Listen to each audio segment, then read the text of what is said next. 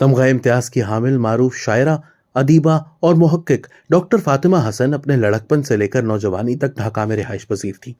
Doctor साहिबा सकूते ढाका से मुतासरा अपने खानदान के हमराह 1972 में कराची पहुंची। इन्होंने डॉन को बताया कि मेरी वालदा का खानदान मगरबी बंगाल के सरहदी इलाके हिल्ली में मुकीम था। नाना चमड़े का कारोबार करते थे। बुनियादी तौर पर मेरे ननियाल का ताल्लुक यूपी गाजीपुर से है। मेरे नाना सैयद जफर अहमद का गांव अभी भी वही है जहां इनकी जमीनें थी। मेरे सब मामू कलकत्ते से पढ़े, वो बंगाली लिखने पढ़ने पर बंगालियों की तरह ही अबूर रखते थे। नाना का कारोबार बहुत अच्छा था। बंगाल में नाना ने अपने और मामू सैयद आगा अली हैदर के नाम से स्कूल और हॉस्टल भी बनवाए। मेरे मामू बैरिस्टर सैयद इश्तियाक अहमद, जो सकूते ढाका के बाद बंगाल में रह गए थे, वो बांग्लादेश के अटॉर्नी जनरल बने और बांग्लादेश का आईन भी इन्होंने बनाया। डॉक्टर फातिमा हसन ने अपने खानदान की कराची से ढाका हिजरत के बारे में बताया कि जब पाकिस्तान बना तो बड़े मामू सैयद आगा अली हैदर बंगाल सिविल सर्विसेज में थे। इन्होंने मगरबी बंगाल से ढाका हिजरत की। ये 6 भाई और 2 बहनें थे। मेरी अम्मी की शहादत अपने कजन मेरे वालिद सैयद तहजीबुल हसन से हुई। वालिद जमाने तालिब इल्मी में दूसरी जंग अजीम के दौरान ब्रिटिश आर्मी में चले गए थे। पाकिस्तान बना तो इन्होंने पाक फौज में शमूलियत इख्तियार की और कराची आ गए। मेरी पैदाइश 1953 में कराची के मलीर कैंट में हुई। मेरी 2 बहनें और मैं यहीं पैदा हुई। अम्मी की 15 साल की उम्र में शादी हुई थी। इनका सारा खानदान ढाका में था। वो यहाँ अकेले रहते हुए परेशान थी। फिर अब्बा ने कबल अज वक्त रिटायरमेंट ले ली और हम 1960 में ढाका चले गए। ढाका में हम अजीमपुर में गवर्नमेंट ऑफिसर्स के फ्लैट्स में रहते थे। मेरे दोनों मामू गवर्नमेंट ऑफिसर्स थे तो इनके साथ ही रहे। ढाका में मुझे प्लासी बैरक स्कूल में 3री जमात में दाखिला मिल गया। मोहम्मदपुर की महाजर कॉलोनी में अब्बा को घर अलॉट हो गया तो हम वहां शिफ्ट हुए और यहाँ मोहम्मदपुर गर्ल्स हाई स्कूल में मैं आ गई, जहां से मैट्रिक किया। स्कूल में उर्दू, फारसी और लाजमी मजमून के तौर पर बंगाली पढ़ाई जाती थी। स्कूल के ज़माने तक मैंने बंगाली और गैर बंगाली के माबैन तासुब नहीं देखा। मैंने ईडन गर्ल्स कॉलेज में दाखिला लिया तो उस वक्त 1960 की दहाई के इख्तिताम पर हालात खराब हो रहे थे। डॉक्टर फातिमा हसन ने बताया कि मेरा ढाका यूनिवर्सिटी में नया नया एडमिशन हुआ था। 7 मार्च को मैं ढाका यूनिवर्सिटी में थी जब हमें कहा गया कि हालात खराब हो रहे हैं, सब घरों को चले जाएं। उस दिन जो मैं यूनिवर्सिटी से निकली हूं तो दोबारा न जा सकी। इसके बाद से वहां एक खाना जंगी का माहौल हो गया था। मुश्तइल हजूम की नफ्सियात बहुत तबाहकुन होती है। मुक्ति बाहिनी को भारत की भरपूर हिमायत हासिल थी। हमारे खानदान के बेशतर अफराद और दीगर गैर बंगाली उर्दू बोलने वाले लोग वहां से निकल रहे थे। डॉक्टर फातिमा हसन ने मगरबी पाकिस्तान में होने वाले तशद्दुद के हवाले से बताया कि मशरकी बंगाल से बेशतर गैर बंगाली खानदान हालात खराब होने की वजह से हिजरत कर गए थे, मगर अक्सरियत को उम्मीद थी कि शायद हालात बेहतर हो जाए। हमारा खानदान भी इनमें से एक था। बदकिस्मती से ऐसा ना हुआ और हमें अपनी आंखों से बदतरीन कत्लो गारत देखना पड़ी। हमारे करीबी रिश्तेदार रांगामाटी कुप्ताई में रिहाइश पजीर थे। इन दोनों मियाँ बीवी को इनके बच्चों के सामने कत्ल कर दिया गया। बच्चों को बड़ी मुश्किल से बचाकर लाया गया। रांगामाटी का नाम जमीन के लाल रंग की वजह से था। यह मिट्टी फिर खून से लाल हुई। जब ढाका का सकूत हुआ तो हम लोग वहीं थे।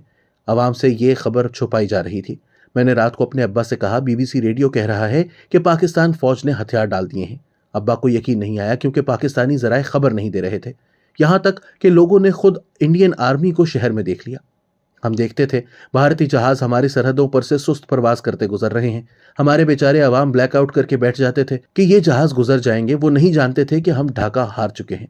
मोहम्मदपुर जहां हमारी रिहाइश थी, वहां पाकिस्तान की शिकस्त के बाद कत्लो गारत शुरू हो गई। मोहल्ले के सब गैर बंगाली अफराद एक 3 मंजिला मकान में जमा हो गए। मर्द हजरात छत पर जमा हो गए।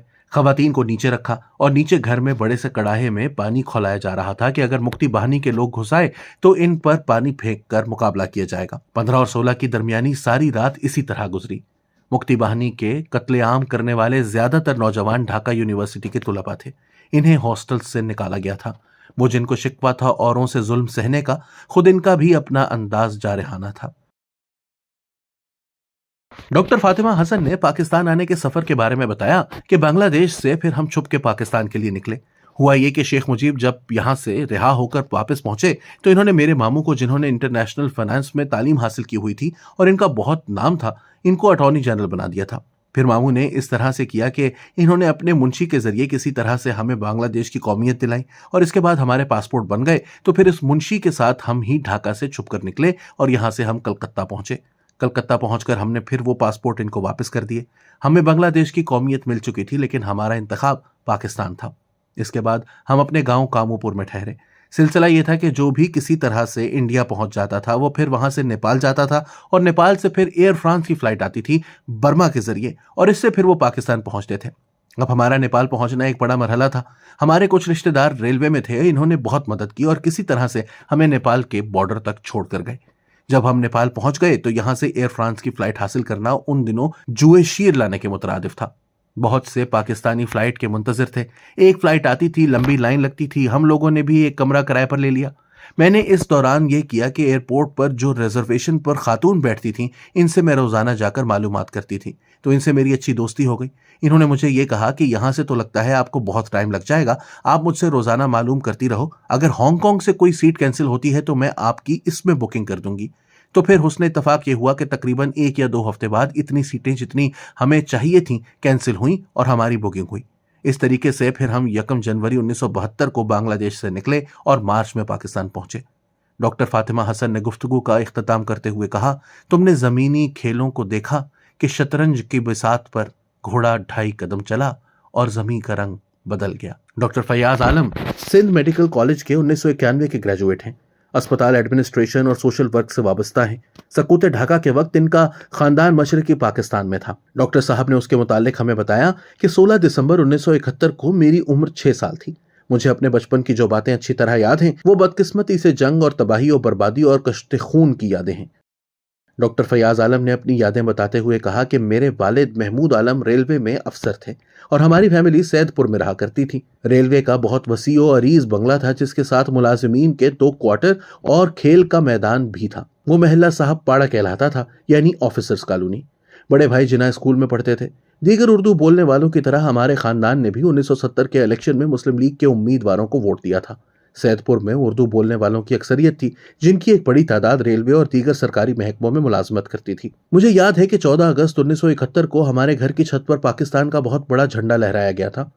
जंग शुरू हुई तो घर के आसपास खंदकें खोद ली गई। जब हवाई हमले की इत्तला देने के लिए सायरन बजाए जाते तो हम सब इन खंदकों में चले जाते। भारतीय तैयारे नमूदार होते और पानी की सप्लाई के ऊंचे मरकजी टैंक को बतौर खास निशाना बनाते। बमबारी की आवाज इस कदर खौफनाक होती कि हम सब खौफ से कानों में उंगलियां ठूस लेते थे। डॉक्टर फैयाज आलम ने एक वाकया बयान किया कि सैदपुर में एयरपोर्ट नहीं था। जनरल न्याजी दौरे पर आए तो हेलीपैड बनवाया गया। इन्होंने लोगों से अपील की कि रनवे बनाने के लिए फौजी एहलकारों के साथ मिलकर काम करें। चंद दिनों के अंदर रनवे बना दिया गया जिस पर जंगी तैयारे लैंड कर सके, लेकिन अफसोस कि इसकी नौबत ही नहीं आ सकी। इन्होंने सकूते ढाका के बाद के हालात का जिक्र करते हुए बताया कि 16 दिसंबर 1971 को जब सरेंडर की खबर मिली तो हर फर्द की आंखों में आंसू थे। मेरे एक बड़े भाई ईस्ट पाकिस्तान राइफल्स में भर्ती हो गए थे। इनकी कोई खबर हम तक नहीं पहुंच पा रही थी। जिन इलाकों में मुक्ति बहानी ने कत्लेआम किया था वहां से बचे कुचे लोग सैदपुर और दीगर महफूज इलाकों में आ गए थे। हमारे घर में अचानक बहुत से लोग रहने लगे थे। हर फैमिली की अपनी एक दास्तान थी। जो वाकयात इन लोगों ने सुनाए थे वो नाकाबिले यकीन थे। जिस तरह की दरिंदगी और सफाकियत का मुजाहिरा किया गया था, इसने शायद चंगेज खान और हलाकू खान जैसे जालिमों की रूहों को भी शर्मा दिया होगा। हर इलाके में खुराक की शदीद किल्लत हो गई थी। अच्छे अच्छे घरानों में फाका कशी की नौबत आ गई थी। हमने जिंदगी में पहली मर्तबा उबले हुए भुट्टे और शक्करकंदी बतौर खुराक इस्तेमाल किए। दुकानों पर चीनी समेत मुख्तलिफ अशियाए खुर्दोनोश नापैद हो चुकी थी। मेरे बहनोई ज़राअत और मवेशी पालने में दिलचस्पी रखते थे। इन्होंने हमारे बंगले के बाहर 2 गायें पाल ली थीं ताकि आने वाले खानदानों के लिए चाय के दूध का बंदोबस्त हो सके। इन्होंने बंगले के साथ वाले मैदान को फसलों की काश्त के लिए इस्तेमाल किया, खास तौर पर मकई, शकरकंद और कुछ दीगर फसलों के लिए। डॉक्टर फैयाज आलम ने मशरकी पाकिस्तान से हिजरत के हवाले से बताया कि वालिद साहब ने बड़े भाई और मंझले भाई को बॉर्डर पार करके हिंदुस्तान जाने के लिए कहा, क्योंकि मुक्ति बहानी वाले पार पार इनका पूछते थे। कुछ बंगालियों ने लोगों को हिंदुस्तान का बॉर्डर पार करवाने का काम मुनज़्ज़म अंदाज से शुरू कर दिया था। जाहिर है कि इस काम में हिंदुस्तानी फौज के एहलकार और मुक्ति बहानी के लोगों का हिस्सा भी हुआ करता था। एक दिन हमारी वालदा, छोटी बहन, छोटे भाई और हमारी बारी भी आई। वालदा ने अपना सारा जेवर एक पोटली में रखा और हम बंगाली एजेंट के साथ बॉर्डर के करीब पहुंच गए। एजेंट ने वालदा से कुछ बहाना करके जेवर की पोटली ले ली। शायद ये कहा होगा कि बॉर्डर के एहलकार छीन लेंगे। इसके बाद वो कुछ देर बाद आने का कहकर कहीं चला गया। शाम हुई, फिर रात का अंधेरा छा गया। इसकी वापसी ना हुई। अगले रोज जब हम घर वापस आए तो घर के सारे जेवरात से महरूम हो चुके थे। मंझले भाई की वजह से हमारे घर वालों का नाम पाकिस्तान जाने वाले खुशकिस्मत लोगों की फहरिस्त में आ गया। 1974 को आखिरी फ्लाइट से हम लोग कराची पहुंचे। इससे पहले सैदपुर के कैंप में 3 दिन रहे, फिर ढाका के कैंप में चंद दिन और कराची आकर कोरंगी के लेबर फ्लैट्स में 1 हफ्ते तक हमें रखा गया। یہاں کراچی میں ہماری بہن تھی تو ان کے پاس ہم چلے گئے. وہ کرائے کے مکان میں رہتی تھی اور نیپال کے راستے سے پہلے آ چکی تھی. کچھ دن وہاں رہے، پھر اورنگی ٹاؤن چلے گئے. اورنگی ٹاؤن میں ایک جھونپڑی بنا لی اور کچھ مہینے وہاں رہے. ڈاکٹر صاحب نے اپنی گفتگو کا اختتام کرتے ہوئے کہا کہ جانے کس جرم کی پائی ہے سزا، یاد نہیں.